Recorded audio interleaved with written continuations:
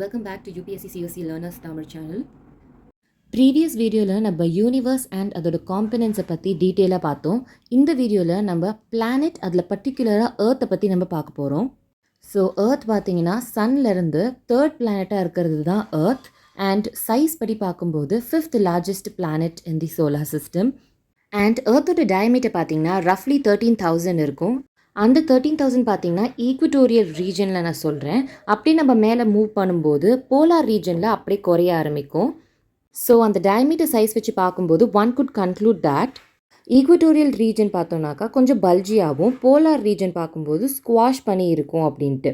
இந்த ஷேப்பை தான் நம்ம ஆப்லேட் ஸ்பெராய்டு அப்படின்னு சொல்கிறோம். இது எதனால ஃபார்ம் ஆச்சுன்னு பார்த்தீங்கன்னாக்கா ஏர்த்தோட ரொட்டேஷன், அதுதான் ரீசன். இன்னும் டீட்டெயிலாக பார்க்குறதுக்கு முன்னாடி ஃபர்ஸ்ட் சென்ட்ரிஃபியூகல் அண்ட் சென்ட்ரிபீட்டல் ஃபோர்ஸ்னால் என்னன்னு பார்ப்போம். இப்போ இந்த பிக்சரில் இங்கே ரங்கராட்டினம் பார்த்தீங்கன்னாக்கா மோஷன் இல்லாமல் இருக்குது. இந்த ஸ்லைடில் பார்க்கும்போது அந்த ராட்டினத்தை சுற்றதுனால இந்த ஒரு சீட் நான் மார்க் பண்ணியிருக்கேன் பாருங்கள். அந்த சீட் வந்து அந்த இருந்த பொசிஷனை விட தள்ளி போகுது. ஸோ இதுதான் வந்து நம்ம சென்ட்ரிஃபியூகல்னு சொல்லுவோம். So to put it simple, moving away from the centre தான் நம்ம சென்ட்ரிஃபியூகல்னு சொல்லுவோம். இதோட ஆப்போசிட் தான் சென்ட்ரிபீட்டல். இப்போ அந்த ரங்கராட்டம் சுற்றி ஒரு இடத்துல நிற்கும் போது அந்த மூவ் ஆன ஆப்ஜெக்ட் திரும்ப அதோட பிளேஸுக்கே வருது இல்லையா? So moving towards centre. இப்போ நம்ம இந்த கான்செப்டை ஏர்த்தில் அப்ளை பண்ணி பார்ப்போம். நான் ஏர்லியர் சொல்லியிருந்த ரொட்டேஷன் தான் one of the reason earth இந்த மாதிரி ஈக்குவேட்டரில் வந்து பல்ஜாவும் போல்ஸில் வந்து குறுகி இருக்கும் அப்படின்ட்டு. ஃபர்ஸ்ட் பிக்சர் பார்த்தீங்கன்னாக்கா ரொட்டேஷன் இல்லாத நேரத்தில் வெறும் கிராவிட்டி மட்டும் ஃபோர்ஸில் இருக்கும். ஸோ அப்போ வந்து இன்வெர்ட் ப்ரெஷர் இருக்கும். அண்ட் செகண்ட் பிக்சர் பார்த்தீங்கன்னா ரொட்டேஷன் இருக்கும்போது நான் சொன்ன அந்த சென்ட்ரிஃபியூகல் ஃபோர்ஸ் ஆக்ட் ஆகி அவுட்வர்ட் ப்ரெஷர் தரும். ஸோ இந்த ரெண்டு பேலன்ஸ் ஆகும்போது இந்த ஷேப்பை நம்ம அரைவ் ஆகுறோம். இப்போ நம்ம ஏர்த்தை யூனிக்கான பிளான்ட்னு எதை பேஸ் பண்ணி சொல்கிறோன்னா water and oxygen availability base பண்ணி தான். இன்னும் பர்டிகுலராக சொல்லணுன்னா ஏர்த் பார்த்தீங்கன்னா கோல்டிலாக்ஸ் ஜோனில் இருக்குது. ஃபார் எக்ஸாம்பிள் இப்போ ஒரு போலார் பேர் எடுத்துக்கிட்டோன்னாக்கா அதோட வசிப்பிடம் வந்து பனி பிரதேசத்தில் தான் இருக்கும். அப்படி பார்க்கும்போது ஸோ லைஃப் எக்ஸிஸ்டிங் பிளானட்டாக இருக்குனாக்கா ரொம்பவும் குளிர் இருக்கக்கூடாது, ரொம்பவும் வெப்பமாக இருக்கக்கூடாது.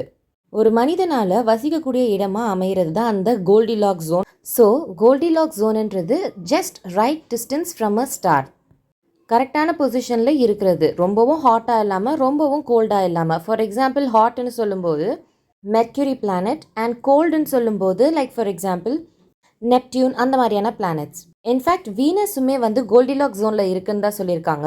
ஆனால் அது மனிதன் வசிக்கக்கூடிய இடமாக இல்லை. ஏன்னு பார்த்தீங்கன்னாக்கா அதில் இருக்க கார்பன் டை ஆக்சைடு வந்து அந்த பிளானட்டை வந்து ரொம்ப ஹாட்டாக ஆக வைக்குது. இப்போது இந்த கோல்டிலாக்ஸ் ஜோன் பார்த்தீங்கன்னாக்கா எல்லா விதமான ஸ்டார்ஸ் லைக் சைஸ்லேருந்து பார்க்கும்போது பிக் ஆர் ஸ்மால் இந்த மாதிரியான எல்லா ஸ்டார்ஸுக்குமே இந்த கோல்டிலாக்ஸ் ஜோன் இருக்குது. அப்படி பார்க்கும்போது பிக் அண்ட் ஹாட் ஸ்டார் பார்த்தோன்னாக்கா வைடர் ஹேபிட்டபிள் ஜோன். ஸோ இந்த ஹேபிட்டபிள் ஜோனோட இன்னொரு பேர் தான் Goldilocks zone. On the other hand smaller red dwarfs பார்த்தோன்னாக்கா ரொம்ப குறுகிய ஹேபிட்டபிள் ஜோன் இருக்கும். ஆஸ் வி ஆல் நோ நம்மளோட ஏர்த் பார்த்தோன்னாக்கா சன்னை சுற்றியும் வருது. ஸோ இந்த கோல்டிலாக்ஸ் ஜோனில் தான் இந்த ஏர்த் பிளேஸ் ஆக்கி சன்னை சுற்றி வருது. அண்ட் நமக்கு தெரியும் இந்த மாதிரி ஏர்த் வந்து சன்னை ஒரு எலிப்டிக்கல் பாத்தில் சுற்றி வருது அப்படின்ட்டு. அப்படி சுற்றி வர நேரத்தில் ஏர்த் வந்து சன் கிட்ட நெருங்கும் போது அதை பெரிஹீலியோன்னு, தூரமாக வரத எபிஹீலியோன்னு சொல்லுவோம். பெரிஹீலியோன் பார்த்தோம்னாக்கா ஏர்லி ஜான் மந்தில் நடக்கும் அண்ட் எபிஹீலியோன் பார்க்கும்போது ஜூலை மந்தில் நடக்கும். இப்போ நம்ம சில ஃபேக்ட்ஸ் வந்து ரீகால் பண்ணி பார்க்கலாம். ஏர்த்துக்கும் சன்னுக்கும் இருக்க டிஸ்டன்ஸ் பார்த்தோம்னாக்கா 14,95,98,262 கிலோமீட்டர்ஸ். இப்போ நம்ம பெரிஹீலியோனோட டிஸ்டன்ஸ் எவ்வளோ இருக்குன்னு பார்ப்போம். 14,70,98,291 கிலோமீட்டர்ஸ். எபிஹீலியான் பார்க்கும்போது 15,20,98,233 கிலோமீட்டர்ஸ். அண்ட் ஒரு நாளோட லென்த் பார்த்தோன்னாக்கா 23 hours 56 minutes and 4 seconds. And earth வந்து சன்னை சுற்றி வரத்துக்கு 365.26 டேஸ் எடுத்துக்குது. அண்ட் ஏர்த் பார்த்தீங்கன்னாக்கா 23.5 degree சாஞ்சி இருக்கும் with respect to it's orbit. இப்போ நம்ம ஏர்த்தோட ஃபார்மேஷனை பற்றி ஒரு ப்ரீஃபாக பார்ப்போம். ஏர்த் பார்த்தீங்கன்னாக்கா சன் எந்த சமயத்தில் உருவாச்சோ அதே சமயத்தில் தான் ஏர்த்தும் உருவாயிருக்கு அப்படின்னு சொல்கிறாங்க. ஆஸ் வெல் அஸ் மற்ற பிளானட்ஸும் like 4.6 billion years ago earth உருவாயிருக்கு. அண்ட் ப்ரீவியஸ் வீடியோஸில் தட் இஸ் யூனிவர்ஸ் வீடியோஸில் பார்த்தோன்னாக்கா நம்ம எப்படி நெப்யூலாலேருந்து ஸ்டார் ஃபார்ம் ஆகுது அந்த மாதிரியான டீட்டெயில் வியூ நம்ம பார்த்துருக்கோம். இப்போ நம்ம ஓவர்லுக் மட்டும் பார்ப்போம். நெபுலா பார்த்தீங்கன்னா அதோட கிராவிட்டினால் அதுவே கொலாப்ஸ் ஆக ஆரம்பிக்கும். அந்த சமயத்தில் நம்மளோட ஸ்டாரான சன் பார்த்தோன்னாக்கா அதோட கிராவிட்டினால் அந்த டிஸ்கில் சுற்றிட்டு இருக்கிற சில மெட்டீரியல்ஸை உள்ளே இழுத்துக்க ஆரம்பிச்சுது. அண்ட் அந்த கிராவிட்டியில் சில மெட்டீரியல்ஸ் வந்து சன் கூட சேராமல் மற்ற மெட்டீரியல்ஸ்குள்ளே கொலாய்ட் ஆக்கி ஃபார்ம் ஆனது தான் இந்த எர்த் அப்படின்னு சொல்கிறாங்க.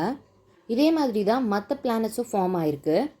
அண்ட் இந்த மாதிரி கொலாய்ட் ஆகிற சமயத்தில் ஏர்த்து சில மெட்டீரியல் வந்து மோதினதுனால ஒரு பார்ட் வந்து பிரிஞ்சு அந்த ஏர்த்தை சுற்றி வர்றது தான் நம்மளோட மூன். இப்போ நம்ம ஏர்த் உருவான சமயத்தில் லிக்விட் தட் இஸ் வாட்டர் இருந்ததா அப்படின்னு பார்ப்போம். சில ராக் ஃபைண்டிங்ஸில் லைக் 500 மில்லியன் இயர்ஸ், அந்த ஃபஸ்ட்டு 500 மில்லியன் இயர்ஸில் வாட்டர் இருந்திருக்கு அப்படின்னு சொல்லியிருக்காங்க. எப்படின்னு பார்த்தீங்கன்னாக்கா, இப்போது ராக்ஸ் வந்து திக் லேயர் இல்லையா, இந்த திக்கான ராக் பார்த்தீங்கன்னாக்கா ஏர்த்தோட டீப் தட் இஸ் இன்டீரியர் பார்ட்டில் ப்ரெஷர் ஏற ஏற ஹீட்டும் ஏற ஆரம்பிச்சுது. அப்போ அந்த இன்டீரியர் பார்ட் மெல்ட் ஆக ஆரம்பிக்கும் போது சில கெமிக்கல்ஸ் வர ஆரம்பிச்சுது. அண்ட் அதுதான் இந்த வாட்டருக்கான வழி. நாட் ஓன்லி வாட்டர், மற்ற கேஸஸுமே வந்து அட்மாஸ்பியரில் இருக்கு இல்லையா, அந்த கேஸஸுமே வந்து இப்படி தான் ஃபார்ம் ஆயிருக்கு அப்படின்னு சொல்கிறாங்க. அண்ட் இந்த மாதிரி ராக்ஸ் மேலே அடுக்க கீழே இருக்கிற இன்டீரியர் மெல்ட் ஆகுது அப்படின்னு நான் சொன்னேன் இல்லையா, இன்க்ரீஸ் ஆஃப் ப்ரெஷர், ஸோ இங்கே ஹீட் வருது, அதனால் சில கெமிக்கல்ஸ் உருவாகுது அப்படின்னு சொன்னேன்.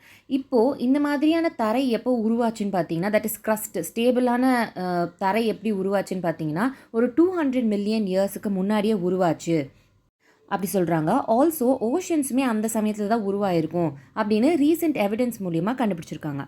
இப்போ நம்ம ஏர்த்தோட இன்டீரியர் பற்றி ப்ரீஃபாக இப்போதைக்கு பார்ப்போம். வெல், க்ரஸ்ட், மேண்டில், கோர், இது 3 தான் டிவிஷன். அண்ட் அதுக்கு கீழே பார்த்தோன்னாக்கா அப்பர் லோவர் அந்த மாதிரி இருக்கும். இப்போ நம்ம கோர் பற்றி பார்ப்போம். ஏர்த்தோட கோர் பார்க்கும்போது 4400 மைல்ஸ் கொண்டு இருக்குது. அண்ட் ஏர்த்தில் இருக்கிற மொத்த கோர் அளவையும் நம்ம எடுத்து பார்க்கும்போது கிட்டத்தட்ட மாஸோட சைஸ் ஈக்குவலண்ட்டாக இருக்கும் அப்படின்னு சொல்கிறாங்க. அண்ட் இந்த கோர் ரெண்டாக பிரியுது, ஒன்று லிக்விட் கோர் அண்ட் இன்னொன்று solid core. So inner part பார்த்தோன்னாக்கா சாலிடாக இருக்கும். அண்ட் அதுக்கு மேலே இருக்க பகுதி பார்த்தோன்னா லிக்விடாக இருக்கும். லிக்விடாக இருக்கிற கோரோட லென்த் பார்க்கும்போது ஒரு 1400 மைல்ஸ் கொண்டு இருக்கும். இந்த கோரோட இம்பார்ட்டன்ஸ் பார்க்கும்போது மேக்னெட்டிக் ஃபீல்டு இது ப்ரொவைட் பண்ணுது. ஸோ இது மூலிமா சன்லேருந்து வரக்கூடிய சில சார்ஜ் பார்ட்டிகல்ஸை டிஃப்ளெக்ட் பண்ணுது. தட் இஸ் ஏர்த்துக்குள்ளே என்டர் ஆகாமல் இது தடுக்குது. கோருக்கு மேலே இருக்கிறது மேண்டில், இது கிட்டத்தட்ட ஒரு 1800 மைல்ஸ் கொண்டு இருக்குது. இந்த ஸ்டேஜ் எப்படி இருக்கும்னு பார்த்தீங்கன்னா ஒரு செமி லிக்விட் மாதிரி, ரொம்ப ஸ்டிஃபாக இருக்காது. ஸோ லைக் ஸ்லோ மூவிங்காக இருக்கும்.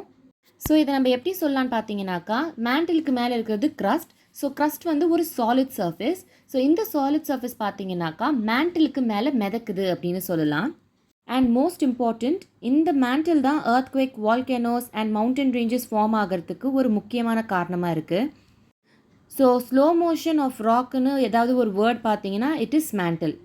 அண்ட் இப்போ நம்ம மேண்டிலுக்கு மேலே இருக்கக்கூடிய க்ரஸ்ட்டை பற்றி பார்ப்போம்.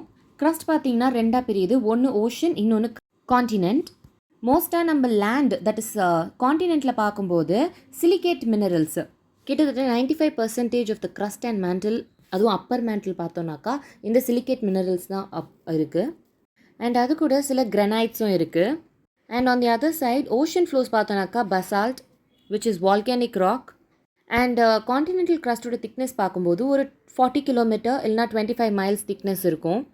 பட் இது ஸ்டாண்டர்ட் கிடையாது, ஒரு பிளேஸில் திக்காகவும் ஒரு பிளேஸில் தின்னாகவும் இருக்கும். ஓஷனிக் க்ரஸ்ட் பார்க்கும்போது 8 கிலோமீட்டர் திக்னஸ் கொண்டு இருக்கும். இப்போ நம்ம வெப்பம் பேஸ் பண்ணி இந்த லேயர்ஸ் வந்து எது ஹாட்டாக இருக்கும்னு பார்ப்போம். கோர் தான் ரொம்ப ஹாட்டாக இருக்கும், like 1800 degree Fahrenheit, that is 1000 degree Celsius ஹாட்டாக இருக்கும். டு புட் இட் சிம்பிள், நீங்கள் க்ரஸ்ட்டிலேருந்து 1 கிலோமீட்டர் கீழே இறங்குனீங்கனாக்கா 1 டிகிரி செல்சியஸ் ஏறும்.